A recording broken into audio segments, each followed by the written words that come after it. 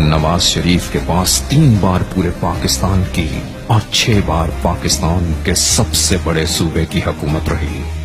نواز شریف پر کم از کم 22,000 million dollar کی corruption کے الزامات ہیں۔ عمران خان پر جتنی کرپشن کا الزام ہے، اس سے 5 گنا مہنگی نواز شریف کے ہاتھ پر بندھی ہوئی گھڑی ہے، جو تقریباً 4.6 ملین ڈالر کی ہے۔ اس کا صرف رائے میں موجود گھر 25,000 کنال پر محیط ہے۔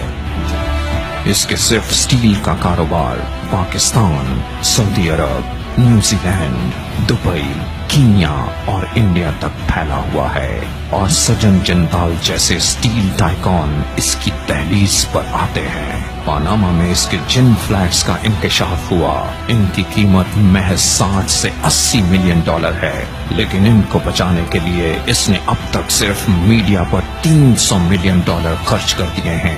اندازہ کیا جا سکتا ہے کہ جس چوری کے مال کو یہ چھپانا چاہتا ہے وہ کتنا ہوگا۔ آصف زرداری یا بھٹو خاندان پر کم از کم 22,000 سے 25,000 ملین ڈالر کی کرپشن کے الزامات ہیں۔ ان کے صرف ایک فرنٹ مین ڈاکٹر عاصم نے زرداری کے آخری دور حکومت میں 4790 ملین ڈالر یا 479 ارب روپے کی کرپشن کا اعتراف کیا ہے۔ آصف زرداری بھٹو خاندان کی دولت پر قابض ہے۔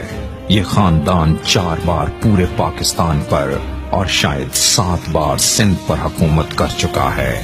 لندن کا سب سے مہنگا علاقہ سرے کاؤنٹی میں وڈ پارک کا ہے۔ وہاں ہمارے زرداری صاحب کا 2700 کنال پر مشتمل ایک محل نما گھر ہے، جس کو سرے محل کہا جاتا ہے۔ نواز شریف کے دوسرے دور حکومت میں بے نظیر بھٹو کے ایک سوئس اکاؤنٹ کا انکشاف ہوا، جس میں اس وقت 8,000 ملین ڈالر کی رقم موجود تھی۔ تاہم اس معاملے کو دبا دیا گیا۔